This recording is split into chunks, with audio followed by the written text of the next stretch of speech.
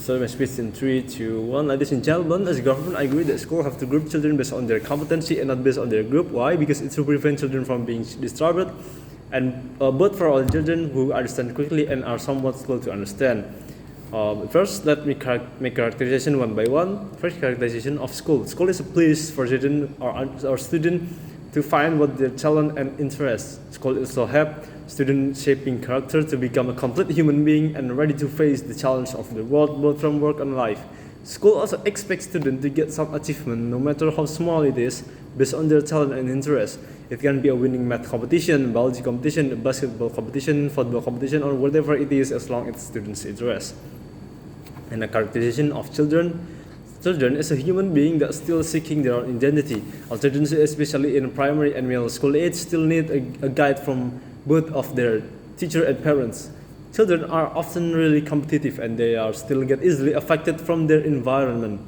For example, if there is one of their friend is playing a fidget spinner, and likely most of the other will also wants to play the same thing, or maybe there is one of their friends get some achievement, and maybe they also want that the same achievement or maybe a better achievement, and they will try to get it or however they can, like they train, they study.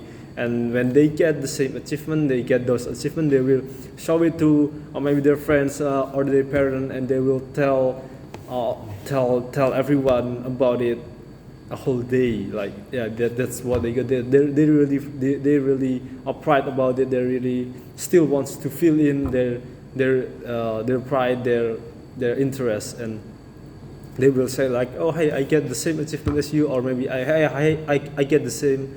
Or maybe a better achievement than you. They will tell everyone about that. Yeah, the children is really competitive, and I have 2 points of arguments. First, to preventing disruption, and second, to maintain children's mental health. And first argument, our disclaimer: grouping children based on their competency is not meant to discriminate certain group of children. What we are trying to achieve here is an equal chance for every children. Panels, notice that in status quo, there's a lot of children who are actually smart, or they can understand the material quickly, really got inhibited. They can become lazy or not focus on the material, or there is a children that they are really slow to understand the material and they got left behind. The reason all of it is happening is because school grouping of children based on their age and not based on their competency. Age might be the same, but their competency and intelligence are clearly different. Their ability to understand the material is different, and we cannot focus on one kind of children. If we focus on slow children and always repeating the same material, these fast understanding children will get bored and just slowing down their progress. The same goes with the fast understanding children. We too focus on them and everything goes really fast. The same because the slow understanding children will not making any progress. This will not happen if we grouping children based on their competency and intelligence and not based on their age. Grouping based on competency will create a better learning environment. Those who want a fast pace will not worry about their friends who got the slow progress, and those who are slow understanding can start to make a progress and keep up with the other children. The grouping system also makes the teacher easier to teach. Teacher can use any teaching method based on a different class. If the teacher in a fast learning children, they can use a technique A, and when in slow learning children, the teacher can use technique B. With this, everyone will get equal chance to get achievement based on their interest.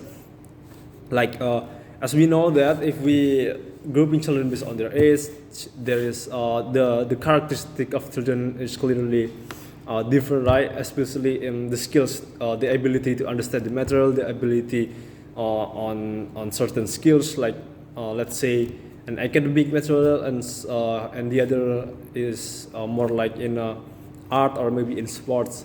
And those who are more like mostly prefer in sports or maybe in art are harder to understand anything from the academic thing, like maybe from mathematics, biology, chemistry, physics. And sometimes teacher call them dumb because they cannot understand anything from these subjects, and the teacher prefer teaching the one who are the so-called smart. Then we have to acknowledge that. We have to acknowledge that every children is special, every child is unique. They have different ability, they have different skills, and we cannot say some children is dumb because they don't know a certain subject, maybe mathematics. Mostly mathematics of children that don't know mathematics are called dumb because there is a stereotype of that. And moving on my second argument, to mention children's mental health. Finals, grouping children based on their age is problematic because it will create a toxic environment. Like I said before, in grouping children based on their age, it will make the class is really different, especially in the ability to learning certain subject.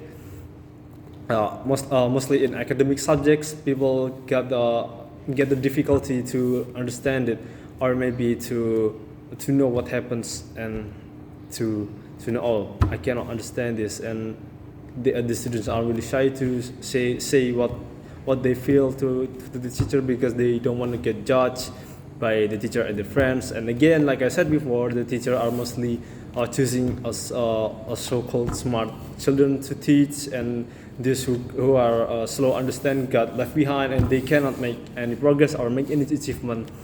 And this student they get left behind will feel like, oh, am I not worth it to study? Why am I the only one who will not understand this material? And am I not good enough because I put some work on it? I put really work hard for this, but no one appreciate me, and they will get depressed. And in status quo, a lot of children who commit suicide is one of the reasons is they got pressure from the school because they cannot understand any material from that, and they got bullied because of that. They got judged because you cannot understand this, you are so dumb, both from their teacher and their friends, or maybe some of them also got judged from their parents also. And it really give them so much pressure because no one acknowledges their potential. Is everyone's only needs skills in mathematics, in biology, in physics, rather than on sports, rather than in art. A lot of people really underestimate these two subjects in sports and art because they say that, hey, you can make money from that. Hey, there is what can you be proud of from that both of that thing? Like it's so useless. And let's just focus on mathematics, like they said like that, and it will get these students so much pressure, and they will start to abandon their own skills, their own potential, their own interests, and start to fulfill everyone's comments, everyone's expectations. And also this is not good because they're doing what they don't like because they're working on because of someone's, not because of their self. And this is really toxic, and the only one to preventing this from happening is to making schools is grouping children by their competency and not by its. And that's it from me. Thank you, and I'm proud as the government team.